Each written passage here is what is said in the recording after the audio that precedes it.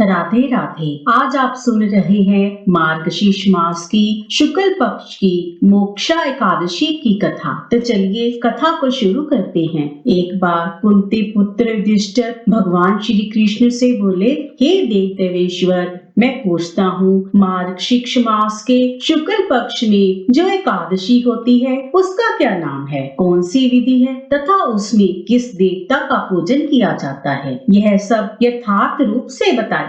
तब श्री कृष्ण ने कहा, हे नृपश्रेष्ठ, मार्गशीर्ष मास के कृष्ण पक्ष में उत्पत्ति नाम की एकादशी होती है, जिसका वर्णन मैंने तुम्हारे समक्ष पहले ही कर दिया है। अब शुक्ल पक्ष की एकादशी का वर्णन करूंगा, जिसके श्रवण मात्र से वाजपेय यज्ञ का फल मिलता है। उसका नाम है मोक्षा एकादशी, जो सब पापों का अपहरण करने वाली है। हे राजन, उस दिन यत्न पूर्वक तुलसी की मंजरी तथा धूप दीप आदि से भगवान दामोदर का पूजन करना चाहिए। पूर्वोक्त विधि से ही दशमी और एकादशी के नियम का पालन करना उचित है। मोक्षा एकादशी बड़े बड़े पातकों का नाश करने वाली है। उस दिन रात्रि में मेरी प्रसन्नता के लिए नृत्य, गीत और स्तुति के द्वारा जागरण करना चाहिए। जिसके पितृ पापवश नीच योनि में पड़े हुए हो, वे इसका पुण्य दान करने से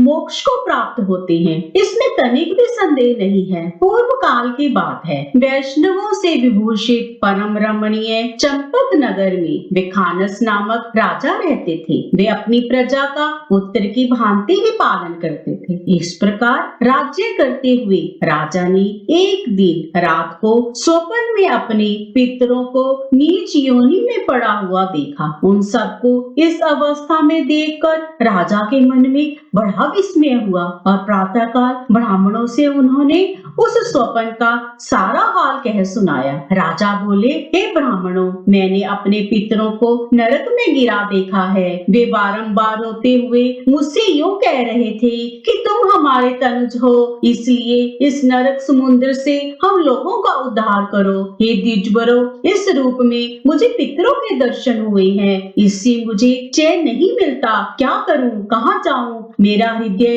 रुंधा जा रहा है। हे द्विजोत्तमों, वह व्रत, वह तप और वह योग जिससे मेरे पूर्वज तत्काल नरक से छुटकारा पा जाएं, बताने की कृपा करें। मुझ बलवान एवं साहसी पुत्र के जीते जी मेरे माता पिता घोर नरक में पड़े हुए हैं, इसलिए ऐसे पुत्र से क्या लाभ? ब्राह्मण बोले, हे राजन, यहाँ से निकट ही पर्वत मुनि का महान आश्रम है। वे भूत और भविष्य के भी ज्ञाता हैं। हे नृपश्रेष्ठ, आप उन्हीं के पास चले जाइए। ब्राह्मणों की बात सुनकर महाराज विखानस जल्दी ही पर्वत मुनि के आश्रम पर गए और वहाँ उन मुनि श्रेष्ठ को देखकर उन्होंने दंडवत प्रणाम करके मुनि के चरणों को स्पर्श किया। मुनि ने भी राजा से राज्य के सातों अंगों की कुशल पूछी। राजा बोले, स्वामी, आपकी कृपा से मेरे राज्य के सातों अंग सकुशल हैं, किंतु मैंने स्वप्न में देखा है कि मेरे पितृ नरक में पड़े हैं। इसलिए बताइए, किस पुण्य के प्रभाव से उनका वहां से छुटकारा होगा? राजा की यह बात सुनकर मुनि श्रेष्ठ पर्वत एक मुहूर्त तक ध्यान में बैठे रहे।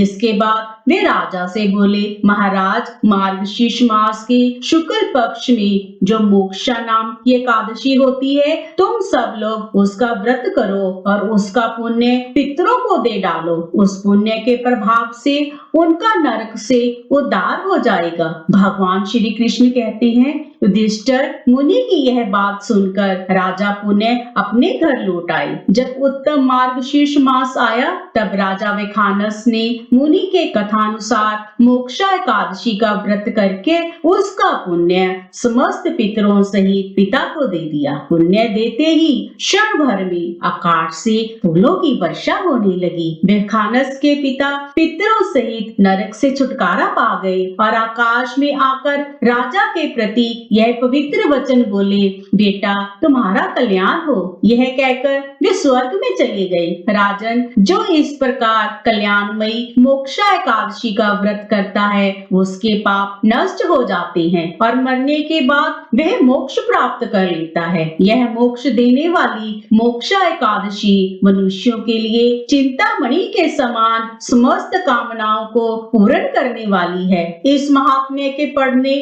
और सुनने से वाजपेयी यज्ञ का फल मिलता है। जय जय श्री राधे।